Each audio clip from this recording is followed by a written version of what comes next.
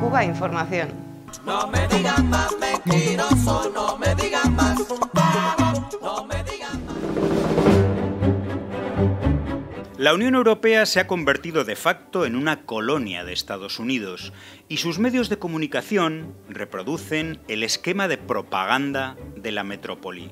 Censura y partes de guerra sobre el conflicto de Ucrania, sumisión a los intereses de Washington en la agenda informativa internacional.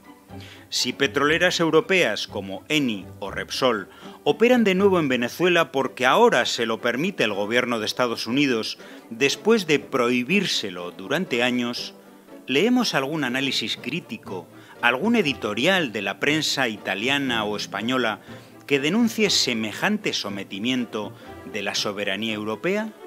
Nada, ni el más mínimo atisbo de dignidad.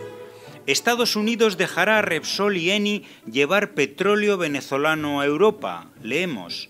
La prensa europea se limita a escribir lo que el amo dicta. En el caso de Cuba, más de lo mismo. La ley Helms-Burton de Estados Unidos persigue a las empresas europeas que han invertido en la isla y amenaza y ahuyenta a las que tienen proyecto de hacerlo.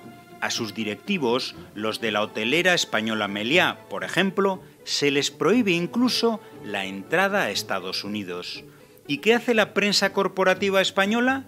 ¿Defiende los intereses de sus empresas? ¿Denuncia semejante extorsión? Nada. Al contrario, el diario ABC, por ejemplo, coloca como corresponsal en La Habana a Camila Acosta, impulsora del boicot al turismo a la isla, que incluye actos contra Meliá y otras empresas españolas. El último ejemplo de la indignidad europea es la medida de la Casa Blanca de exigir visa de entrada a Estados Unidos a toda persona que haya visitado Cuba. Recordemos que la ciudadanía europea no necesita visa para entrar a Estados Unidos, solo un formulario digital llamado ESTA. Pero quien haya hecho turismo en Cuba, ahora, tendrá que pedir visa para entrar a Estados Unidos. ¿Alguna protesta de los gobiernos europeos? ¿Medidas recíprocas? Nada. ¿Y la prensa europea? ¿Alguna denuncia? ¿Algún editorial? ¿Alguna crítica a este chantaje inaceptable? Nada. De nuevo, agachar la cabeza ante el imperio, cuyo Departamento de Seguridad Nacional, en su página web, deja claras sus amenazas. Si se descubre que un viajero ha visitado un país designado como patrocinador estatal del terrorismo, deberá solicitar una visa para ingresar a los Estados Unidos. Recordemos que Cuba fue incluida en 2021 por la Casa Blanca en su lista de estados patrocinadores del terrorismo, algo que ha tenido consecuencias letales para su economía, como el bloqueo bancario internacional. Su inclusión fue una jugada sucia entre los presidentes de Estados Unidos y Colombia, Donald Trump e Iván Duque. Este había decidido romper el proceso de diálogo con la guerrilla del ELN, que se desarrollaba con ayuda de Cuba, y exigió a La Habana entregar a la delegación guerrillera negociadora.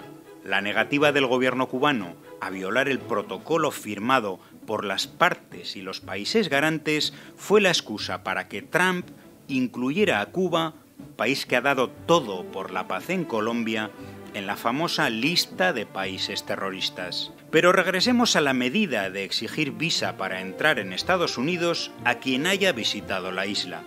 La intención es evidente: poner un palo más en la rueda de la economía cubana, debilitada por el bloqueo, 243 sanciones recientes y la pandemia, y atacar una de las pocas fuentes de ingreso del país, el turismo.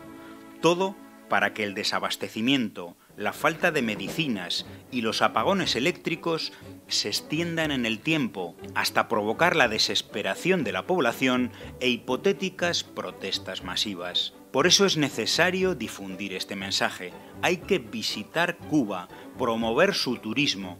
Es cuestión de vida o muerte para un pueblo sometido a una guerra despiadada y cruel.